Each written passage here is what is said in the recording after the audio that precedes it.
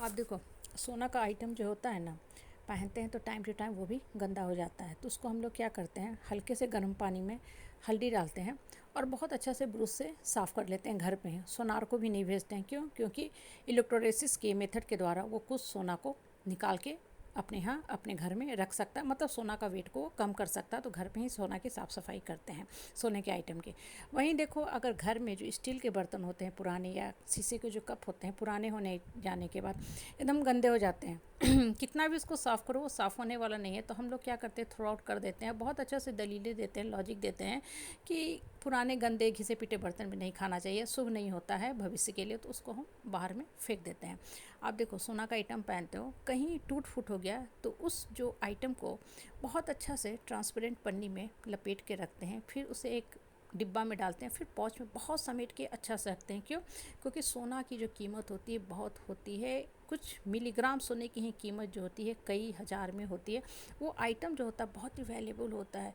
हाँ, एक costly asset में गिना जाता है। तो हम उसको बहुत हिफाजत से रखते हैं। वहीं अगर कप जो होते हैं शीशे के, थोड़े भी टूट गए, चनक गए, ठीक है, साइड से उसके जो पार्ट होते हैं झड़ भी गए, तो हम लोग उसको फेंक देते हैं। स्टील के भी जो बर्तन होते हैं ना, पुराने हो जाते हैं तो क्या हो जाते हैं, टेढ़े मेढ़े हो जाते हैं। तो उसको भी हम थ्रो आउट कर देते हैं। दलीलें देते हैं कि टूटे फूटे बर्तन में नहीं खाना चाहिए, भविष्य के लिए ये शुभ नहीं होता है। बहुत अच्छा से तर्क देते हैं। अब देखो, ये जो दो बातें हैं ना, गौर करो तो हमें जीवन की कितनी बड़ी शिक्षा देता है। सोना ने अपनी कीमत को बरकरार रखा है, एक वैल्यूबल आइटम में है, इसलिए लोग उसको बहुत ज़्यादा हिफाजत करते हैं। देखो, लाइफ के साथ भी यही लॉ काम करता है। आप जिस समाज परिवार परिवेश में रहते हो ना, अगर आप अपनी इज्जत नहीं करोगे तो आपको कोई भी इज्जत देने वाला नहीं है। आप अपने आप को कीमती बनाओ, मूल्यवान बनाओ, वैल्यूबल बनाओ, सोना की तरह, सोना की तरह, गोल्ड की तरह, कि आप जहाँ रहो लोग आपको इज्जत दें, मान सम्मान दें, आपकी वैल्यू को समझो कि आप भी कुछ हो, आपकी आत्मा में भी शक्ति है, आप एक नॉर्मल आदमी नहीं हो। देखो, होता क्या है ना, जिस समाज परिवार परिवेश में रहते हैं ना, तो हम एक ऑर्डिनरी मंडेन लाइफ जीते रहते हैं। और जीवन में ना एक चीज़ मान के चलो, धरती पे कोई भी ऐसा अपवाद नहीं मिलेगा। हर इंसान के जीवन में दुख, दर्द, कष्ट, कलेश, संताप है, और हर इंसान अपने कर्म की मार झेलता ही झेलता है। यहाँ पे भगवान भी जब मनुष्य रूप में आए थे, श्री राम बन के, श्री कृष्ण बन के, तो वो भी अपने कर्म की मार झेले ही झेले थे। तो हम तो बहुत छोटे हैं, एक नॉर्मल ह्यूमन बीइंग के रूप में हैं।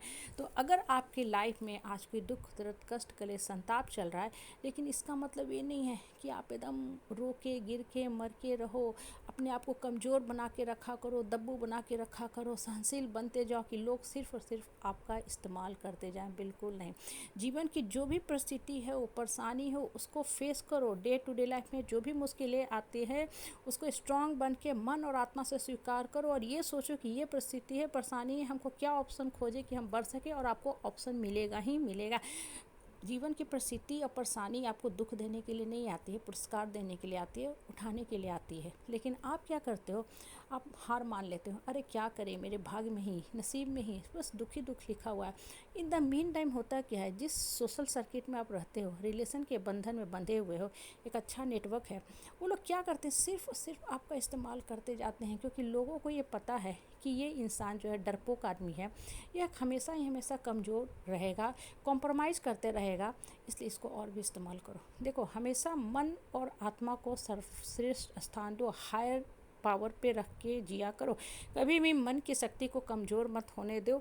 और जो लोग आपको तंग करते हैं ना, इतना स्ट्रांग बनो कि उनको खुले शब्द में सामना करना सीखो, खुले शब्द में जवाब देना सीखो। और आज के टाइम में जहाँ आप रह रहे हो ना, समाज इतना ओपन हो चुका है कि किसी भी पापी को तुरंत आप एक्सपोज कर सकते हो, चाहे वो आपका अपना ही क्यों नहीं है।